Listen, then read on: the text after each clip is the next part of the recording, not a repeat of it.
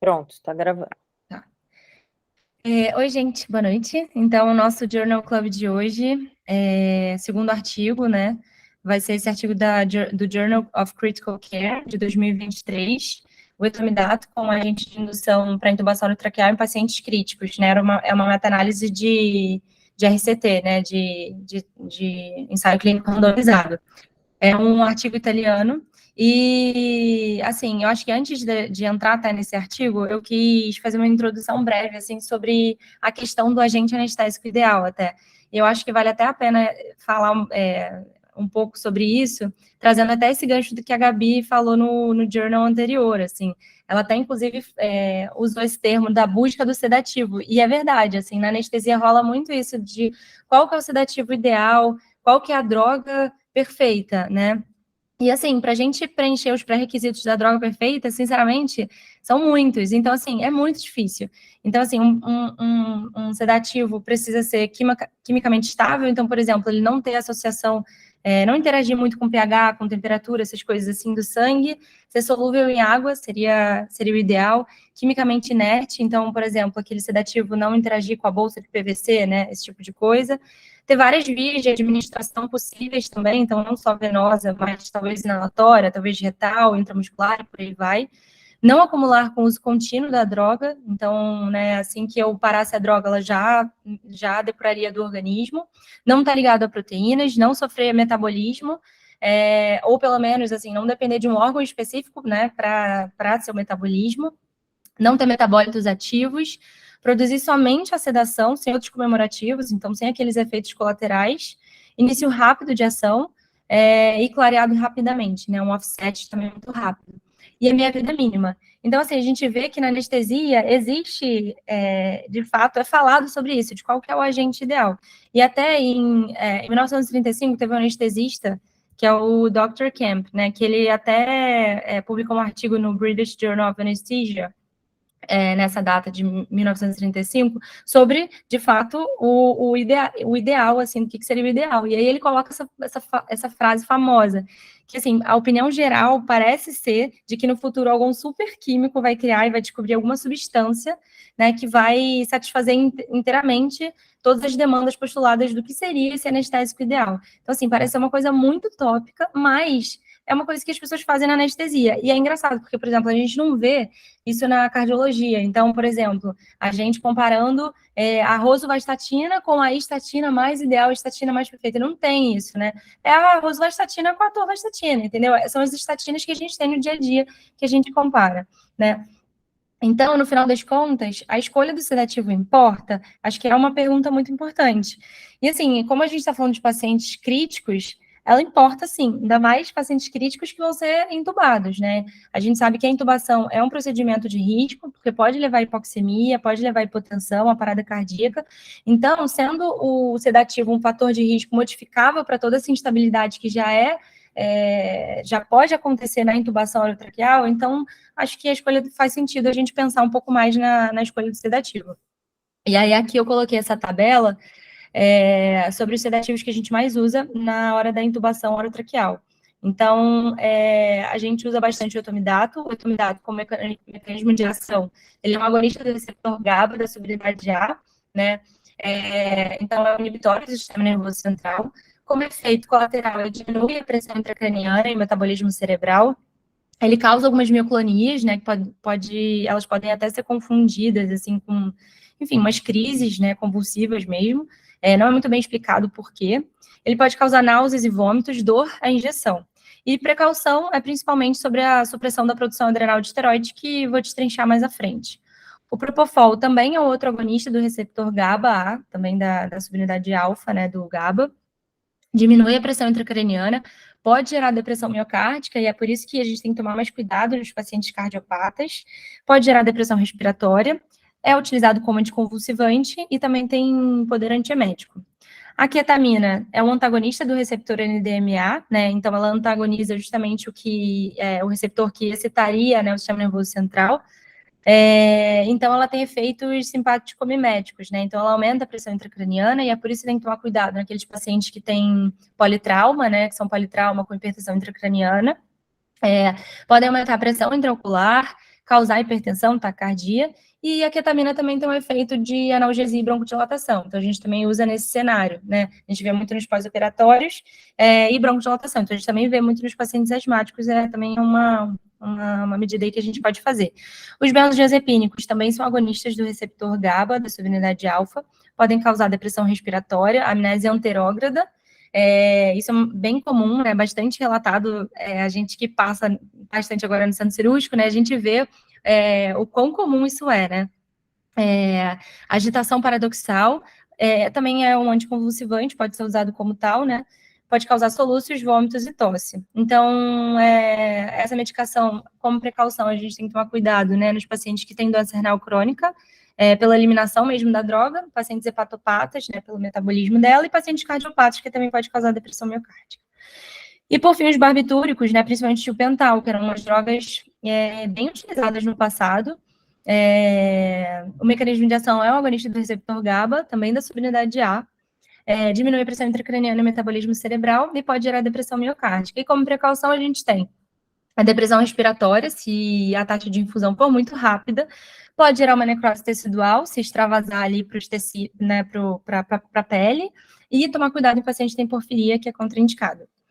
Então, falando assim, mais especificamente do etomidato, né, que é o nosso sedativo do estudo. Ele é um agonista à base de imidazol, do receptor GABA. Então, assim, eu coloquei essa imagem do receptor GABA, eu acho que eu não sei se consigo ter tipo um pointerzinho, mas enfim. Então, nessa imagem inferior, na direita, ela é o receptor GABA, né? E aí a gente vê que o receptor GABA tem 5 subunidades, tem 2 alfas, 2 betas e uma gama. E a maioria dos sedativos a gente vê que se acopla nessas subunidades alfa. Então, o etomidato não é diferente, tá? E assim, como ele é agonista à base de imidazol, então, na verdade, inicialmente, ele foi desenvolvido pela Janssen Pharmaceuticals como, na verdade, um antifúngico, em 1964. E eles começaram a ver que, na verdade, o etomidato ele também tinha um efeito importante sedativo. Então, mudaram um pouco o uso dele, né? E aí ele foi o primeiro não barbitúrico intravenoso do mercado. Ele não tem efeito analgésico, ele tem uma estabilidade cardiovascular bem interessante, e a duração do efeito dele é de 5 a 10 minutos. E aí embaixo, assim, do lado do receptor GABA, eu coloquei só a estrutura química do etomidato, só para, enfim, como curiosidade. E aí, assim, acho que a grande polêmica do etomidato, ela vem em 1983, com esse estudo, na verdade, assim, com essa carta para o Lancet. Teve um anestesista, né, que foi o Langerhans, acho que foi em 1983 que ele lançou essa carta. E aí, o que ele viu, na verdade? Ele estava fazendo um artigo, era um artigo retrospectivo de politrauma, paciente de politrauma e infecção. Era isso que ele queria ver, associação de politrauma com infecção. E aí, ele viu que 1979, 1980, a causa da mortalidade desses pacientes de politrauma, assim, era muito parecido com os 10 anos anteriores. E aí, quando ele chegava em 1981, 1982, ele começou a ver que a taxa de mortalidade dos pacientes de politrauma aumentou muito. Então, ele tentou buscar o porquê que essa taxa de mortalidade tinha aumentado muito. Então, assim, logo no início do artigo dele, na pesquisa dele, ele viu que tinham muitas coisas parecidas, né, do passado, ou seja, as taxas de complicação, assim, eram as mesmas, sabe, de infecção também eram as mesmas, o índice de severidade também era o mesmo. O que mudava? Era o sedativo, que era utilizado naqueles pacientes que que estavam em ventilação mecânica por mais de 5 dias. Então, ele acabou lançando essa carta no Lancet. Eles apresentaram isso no segundo encontro europeu de medicina intensiva, justamente para falar, gente, olha, atenção, o etomidato ele pode aumentar a mortalidade nos pacientes. Então, assim, ele usa essa tabela no artigo dele. Então, ele viu que os pacientes que usavam algum opioide, né, principalmente a morfina na época, com benzodiazepínico versus algum opioide com etomidato, esses pacientes do etomidato tinham uma mortalidade maior. Então, ele viu que aumentou em 44% essa mortalidade nesses pacientes de ventilação mecânica por mais de 5 dias, ou seja, pacientes que usavam etomidato em bomba de difusão contínua. E aí, como eu falei, então, o índice de severidade, né, o score de índice era o mesmo, o score de sepsis era o mesmo e o índice de complicação também era o mesmo, assim, tudo foi mantido. Então, ele viu que talvez o etomidato fosse aí o fator, né, mais diferente aí que pudesse ser a causa da morte. E aí, qual que seria a explicação para isso? Talvez, né, fosse essa supressão adrenocortical que o etomidato faz. Ele inibe uma enzima chamada 11-beta-hidroxilase, que ela participa da fase final ali da produção de esteroide. Então, foi isso que foi associado, na verdade, ao esse efeito de aumento da mortalidade. E, de fato, né, para você causar uma supressão adrenal, você precisa de 10 nanogramas por ml de etomidato, a concentração. Enquanto que para hipnose, você precisa de 200 nanogramas por ml. Então, assim, 20 vezes mais para você causar a hipnose, né? Então, assim, para você de fato gerar essa hipnose no paciente, você com certeza já parte das pressupostos que vai gerar uma supressão adrenal. E essa supressão adrenal, ela é mantida por pelo menos 24 horas, tá? Então, o que vem surgindo no mercado cada vez mais, né? Depois, enfim, que veio esse estudo aí, vieram vários outros mostrando mortalidade e tudo mais. O etomidato parou de ser usado como bomba de fusão contínua, até nos últimos anos, né? E aí, nos últimos anos, vem crescendo um pouco essa solução de análogos de etomidato, esse ABP-700, é uma droga nova, que ela está em fase 2, na verdade, aí tem esse estudo aqui que é em pacientes com colonoscopia, mas é um estudo fase 2, né? Então, vamos ver aí quais vão ser as próximas, né? O que vai sair dele. Mas, basicamente, o que eles pegaram? Eles entendem que o etomidato é uma droga estável, né? Então, eu quero essa estabilidade química, mas eu vou mudar um pouco para ver se eu consigo tirar essa supressão adrenal que ele causa. Então, por isso que vem essa ideia dos análogos do etomidato. E agora, falando sobre o nosso artigo, né? Então, depois desse background aí todo. Então, o título é o etomidato como agente de indução para intubação endotraqueal em pacientes críticos. É uma meta-análise de ensaio clínico randomizado, como eu falei, então é um artigo italiano, que saiu em 2023 no Journal of Critical Care. Então, a introdução do artigo, ela diz para a gente que o agente anestésico de fato importa pelo risco de colapso hemodinâmico e aumento de mortalidade. Então, assim, já é um procedimento que beira uma estabilidade muito grande. E, além disso, a gente sabe que a supressão adrenal aumenta o risco de disfunção orgânica e morte. Só que os guidelines mais recentes, eles recomendam o etomidato como agente indutor para intubação orotraqueal. Então, eu coloquei várias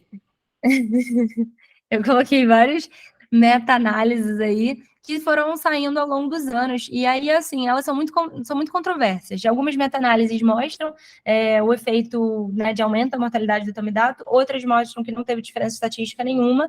Então, veio essa meta-análise desses RCTs aí para definir, né? E aí, causa ou não causa? Então, a hipótese deles era se o etomidato aumenta a mortalidade em pacientes críticos que necessitam de intubação orotraqueal. Então, foram dois investigadores, né? Eles pesquisaram revisão sistemática e meta-análise nessas 3 plataformas, então no PubMed, no Embase e no Cochrane Library. Eles colocaram que só podia ser então etomidato versus qualquer outra droga. A situação precisava ser de intubação orotraqueal e era em emergência, tá? Pacientes menores de 15 anos eram excluídos. E, por fim, quando tinha alguma dúvida se aquele estudo era válido ou não, aí vinha uma terceira pessoa mais sênior para definir, tá? Eles usaram como método a ferramenta de Risk of Bias, né, risco de viés, do Cochrane, e a avaliação da evidência foi com base no GRADE, né, que é uma avaliação de evidência, né, de certeza, assim. O desfecho primário foi a mortalidade no tempo definido por cada autor, então poderia ser em 24 horas, podia ser em 7 dias, em 30 dias e por aí vai. Desfecho secundário de desenvolvimento de insuficiência adrenal. O risco relativo e intervalos de confiança foram calculados pelo modelo de Mentel-Heinzel. O p-valor era menor do que 0,05, o p-interaction era menor que 0,1 para a diferença de subgrupos. Excluídos dos estudos, né? Exclusão de estudos, na verdade. Morte precoce, então menos do que 48 horas, né, de morte. Se menos de 50% dos pacientes que tinham sepse, se menos de 50% dos pacientes eram cirúrgicos, se menos de 50% dos pacientes tinham doença cardiovascular, baixa taxa de mortalidade no time point definido pelo autor, ou seja, menos de 10%, ele configurava isso como baixa taxa, então menos de 10% no braço controle, tá? E para eles tentarem aumentar o efeito, eles simularam 100.000 tries na escala logarítmica. E aí eles também fizeram uma análise sequencial, um TSA, né, do desfecho primário. Então, eles pegaram artigos de 1999 a 2022. No total, foram 4.398 artigos que eles identificaram ali naquelas plataformas. 1.903 eram duplicados, então eles tiraram. Desses 2.496 restantes, 2.331 foram excluídos, porque eles não tinham uma relevância ali na pergunta clínica, na pergunta de revisão. Ficaram 165 artigos, só que 136 foram excluídos porque não tinha desfecho de mortalidade, né, ou porque não eram randomizados. E aí, dos 29 que sobraram, 18 foram excluídos porque não eram pacientes críticos, né, ou porque o etomidato não foi usado como esse agente indutor. E aí, no final, então, a gente tem 11 estudos, né, de meta-análise incluídos, foram 11 RCTs, no total 2.704 pacientes. 8 dos Estados Unidos, um estudo do Reino Unido, um estudo da França e um outro da Holanda, que não tinha bandeirinha, não tinha uma imagem, né, tão expressiva da Holanda, então ficou Holanda. A dose de etomidato utilizada foi de 0,2 a 0,3 miligramas quilo, na maioria dos estudos, né, enfim, a dose média, mais ou menos. Os agentes sedativos comparados. Então, foi ketamina em 4 estudos, midazolam em 4 estudos, tiopental em 1 estudo, ketamina e midazolam em 1 estudo, e o ketofol, de fato, a mistura, em outro estudo, tá? Então, aqui é a tabela 1, mostrando cada um dos artigos, né, cada um dos 11 artigos, né, de quais países, os nomes, né, a dose utilizada do etomidato, o controle utilizado e a mortalidade no time point, né, que nem eu falei. Então, poderia ser uma mortalidade dentro da UTI ou hospitalar, sem dizer tempo, né, ou 28 dias, ou 30 dias, ou 24 horas, ou 7 dias, né, então, vários time points. O risco de viés, eles calcularam o risco de viés e 5 estudos tinham baixo risco de viés, 5 estudos tinham moderado risco de viés e 1 estudo tinha alto risco de viés, tá? E aí, o que eles viram no desfecho primário? A mortalidade no etomidato, né, com o uso, na verdade, do etomidato, foi de 23% versus 20% no grupo controle, tá? Então, teve esse aumento de mortalidade com um risco relativo de 1,16, um p-valor de 0,03, ou seja, teria significância estatística. E o número necessário para dano era de 31, ou seja, a cada 31 pacientes, né, você tinha um paciente que poderia morrer com o uso do etomidato, tá? O que mais é importante? Nesse desfecho secundário aqui de insuficiência adrenal, também mostrou aumento com o uso do etomidato, então 21% versus 10% no controle, e também com significância estatística. Essa tabela, acho que é a tabela mais importante do estudo, é o forest plot, né, esse gráfico. E, então, nesse gráfico é que a gente consegue ver que o intervalo de confiança de todos os artigos, eles passam um valor nulo, né? Ou seja, isso significa que o valor verdadeiro da mortalidade do etomidato pode ser que seja 1, né? Pode ser que seja um valor nulo. Então, se a gente parar para olhar, analisar aqui, todos os estudos, exceto um estudo, né, que foi o último estudo ali de 2022, que é esse do Mathieu, que ele teve relevância estatística, né, com um P significativo. Só que, assim, foi o único, né, dentre os 11 estudos, tá? Mas no total, no final, que a gente vê, então, uma tendência maior a favorecer o controle do que o etomidato, mostrando, né, então, que talvez o etomidato tenha esse aumento de mortalidade. Por esse gráfico, é isso que a gente consegue predizer. Eles trazem também no artigo esse outro gráfico, né, mostrando a probabilidade de 98,1% de causar dano e a probabilidade de 92,1% de que o N, né, o número necessário para dano, fosse menor do que 100, ou seja, um número importante, né, relevante.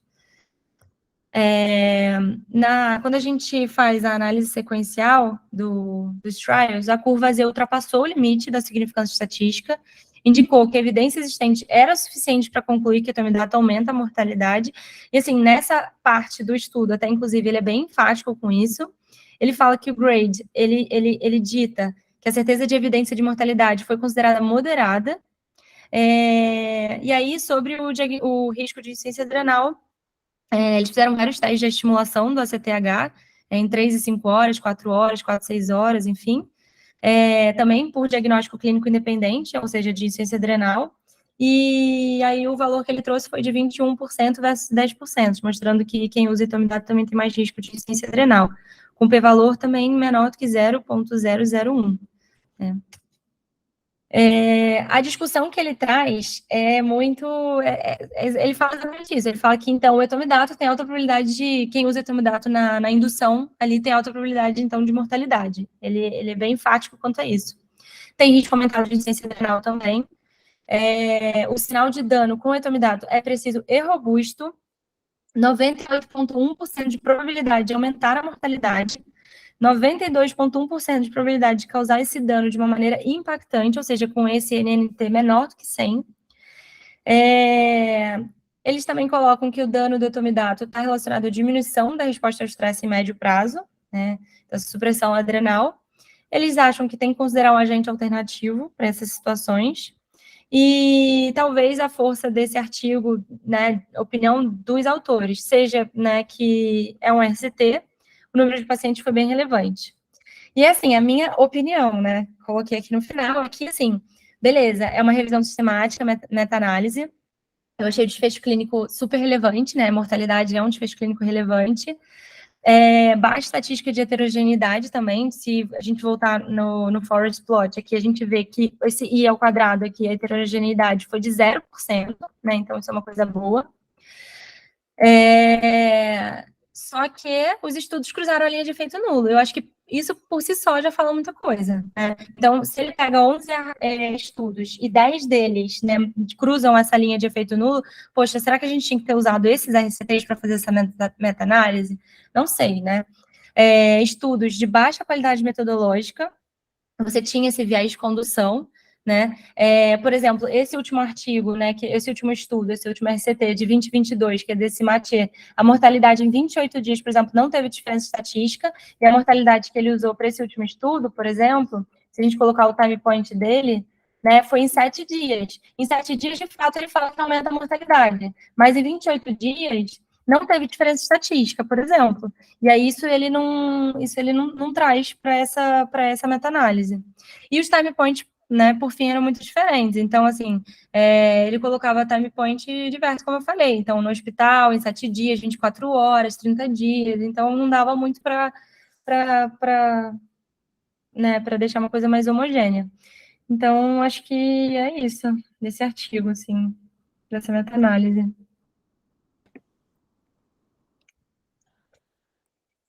E aí, a gente vai usar etomidato? Vamos! Não. Ué, mas o artigo tá falando aí que vai morrer mais. A Pois meta-análise. Uma meta-análise, né? Não, então, exato, assim, eu sinceramente, quando eu li, assim, a meta-análise, eu achei ela fantástica, eu gostei muito acho que da hipótese, sabe? Eu achei ela super interessante, faz sentido a gente buscar isso, achei, só que ele pegou uns trials muito ruins, sabe?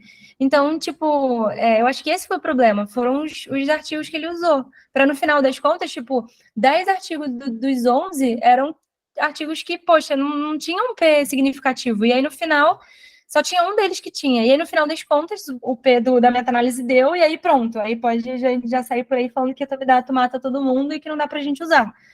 Enfim, eu acho que não é muito bem isso. Acho que. Alô? Não, eu acho que. Volta eu lá acho que concordo. na tabela dos estudos. Deixa eu mostrar uma coisa para Eu você. concordo com você, Lu, mas que ele não. Ele foi muito infeliz na escolha realmente assim não tinha muito artigo significante para ele pegar. Mas lendo o artigo que o pessoal seguia, acho que é o de 2012, que começa a falar sobre isso, desse candidato de expressão adrenal, Ele fala, não, é um fato que tem, que principalmente em sepse ocorre isso, né? Mas na anestesia não tem nenhum artigo bom, de fato, para a gente falar, bater o martelo que sim, a etomidato é ruim. Eu fiquei com o pé atrás de usar etomidato, mas acho que tem que fazer, pegar ou então fazer o estudo mais prospectivo aí, não sei. Volta, tem outra tabela dos estudos. Volta mais um aí. Aí, pronto. Bom, então a meta-análise dentro de todos os estudos é a que tem mais evidência, né? Porque ela pega vários clínicos randomizados e consegue juntar os artigos dando um desfecho para a gente. Uhum. Só que aí a gente tem que ter uma crítica em relação ao estudo, né? Primeiro, sem nem estudar análise estatística. Essa tabela aqui, ele mostra todos os 11 estudos que a Luísa estava falando para a gente que foram colocados na meta-análise. E aí você vê que os estudos são muito heterogêneos. Primeiro, os estudos vão de 1999 a 2022. Então, a gente está comparando práticas dentro de unidades de emergência desde 99 até 2022. A gente não consegue comparar isso para falar de um desfecho de uma droga, porque as práticas de 1999 são muito diferentes de 2022. Só daí a gente já consegue tirar que a metodologia não foi boa. Outra coisa é que ele coloca todo mundo no bolo só. Ele não analisa só paciente de UTI.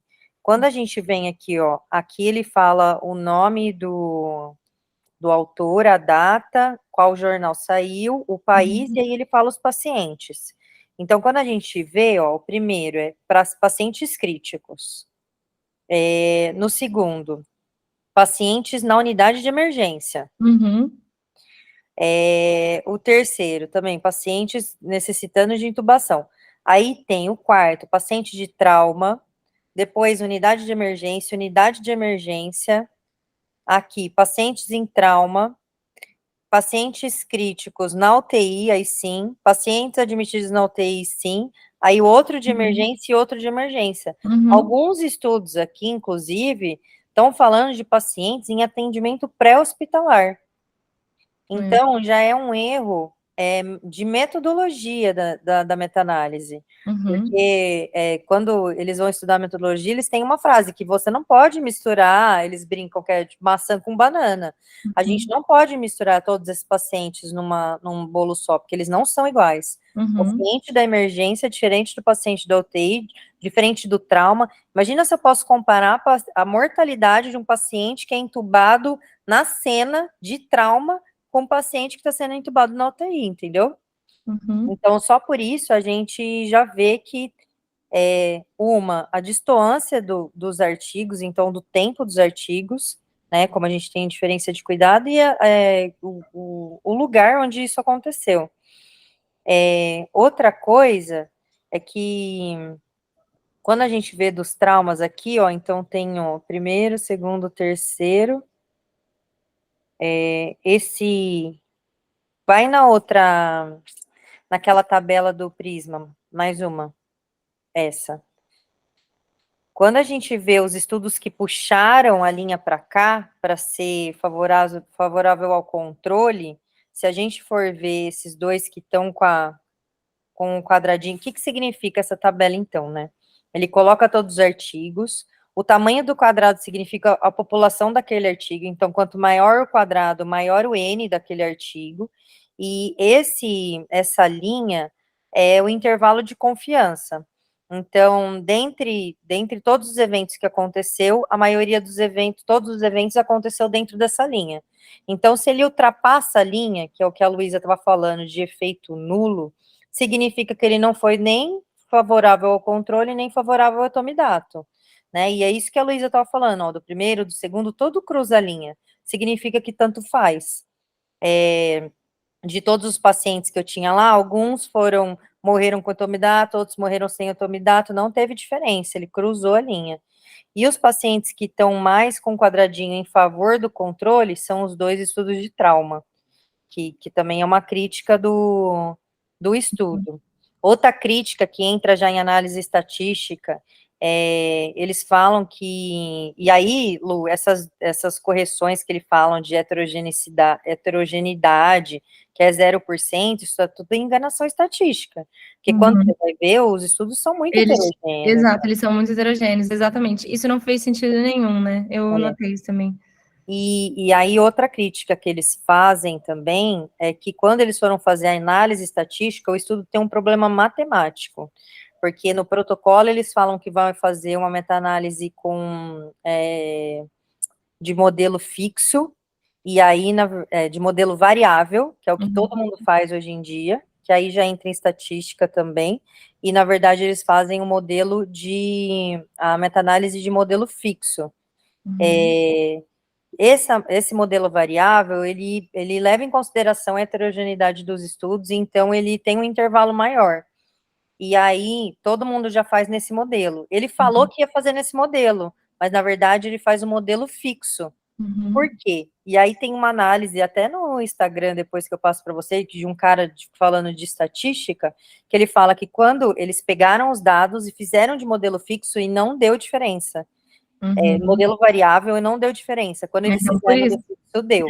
E aí você vê que a diferença ela é muito pequena. Porque o intervalo aqui, nessa última linha aqui, tem total, 95% de intervalo de confiança, né?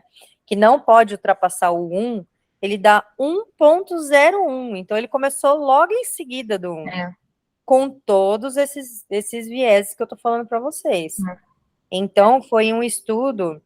Sempre quando sai algum estudo falando de alguma droga, é muito legal quando vocês têm acesso ao UpToDate, vocês entram no UpToDate e colocam etomidato. Quando tem alguma coisa saindo que vai falar que não vai usar mais a droga, eles deixam uma observação em cima, falando, olha, ainda está no guideline, você pode usar, mas tem esse estudo e isso está em análise. E ainda no UpToDate não apareceu nada, porque a galera, todo mundo ignorou essa meta-análise, porque a análise estatística dela é muito fraca. Então, assim, se alguém te fizer a pergunta, etomidato mata mais na sequência rápida? A resposta é não sei. Por esse estudo, com certeza a gente não pode falar isso, tá? Porque a metodologia do estudo, ela foi feita errada, por esses motivos aí que eu te falei. Pode ser que cause? Pode ser, a gente não sabe. Para isso, teria que fazer ou uma meta-análise com os pacientes melhores, análise melhores, ou fazer um clínico randomizado. E outra coisa também é que esse último estudo que ele usou, esse de 2022, eu não sei se pronunciar esse sobrenome, mas, enfim, ele também tem um viés de condução, assim, que eu acho importante também, sabe? Porque ele é um dos estudos que puxa, que teria um P significativo ali, né, de um risco relativo ali, variando de 1,14.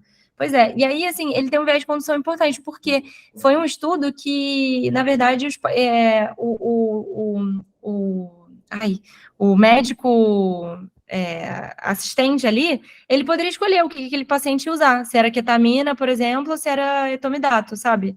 Então, ele que não foi um estudo randomizado, sabe? Então, ele meio que escolhia a droga daquele paciente. E mais, se aquele paciente, por exemplo, tivesse bem sedado com etomidato, por exemplo, ele poderia usar um pouquinho da outra droga, do outro agente. Então, também, enfim, eu acho que é isso. No final das contas, foi um erro de metodologia mesmo, né? Eu acho que desde esses, enfim, de todos, né? Na verdade. Da escolha dos artigos, da metodologia, e aí, por isso que ele foi muito falado aí em todos os lugares, né? Mas aí, de fato, não saiu nenhuma recomendação de guideline, tá? Então, a gente vai continuar usando etomidato até que se prove o contrário. Sim, pois é. E assim, é impressionante, né? Porque no final eles colocam muito isso assim, não, você tem uma alta probabilidade de mortalidade com etomidato. Tipo, eles são muito. É como se essa meta-análise estivesse vindo para mudar muita coisa, sabe? Eles foram bem enfáticos, assim. E, enfim, no final não é No final eles colocam, né? A gente tem certeza que com esse estudo a gente pode afirmar que o etomidato mata. Exatamente. Não, e com esse daqui, eles colocam, com essa tabela aqui, ainda por cima eles colocam isso. Não, ele tem 98,1% de probabilidade de causar dano. Nossa, enfim, então, bem complicado. Bom, então a resposta é sim, continuaremos usando. A gente não sabe ainda de fato se o etomidato mata mais ou não, mas com esse artigo a gente não pode falar isso. E aí é o que eu falo para vocês, é saber ler de maneira crítica.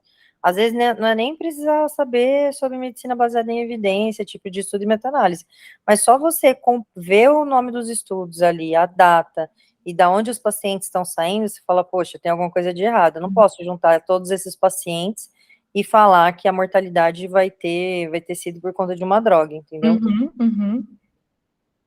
Combinado? Mais Beleza. alguma dúvida, pergunta? Não, acho Não, que legal. show. Gostou, Gabi? Entendeu? Entendi. gente. É que ficou a pulga atrás da orelha, mas não bateu o martelo nem nada, né? Exatamente. Ficou dúvida só. É sempre o que o Vitor fala, né? Aí, A melhor resposta é eu não sei. A gente ainda não sabe, mas esse artigo, esse estudo aí não prova isso, não. tá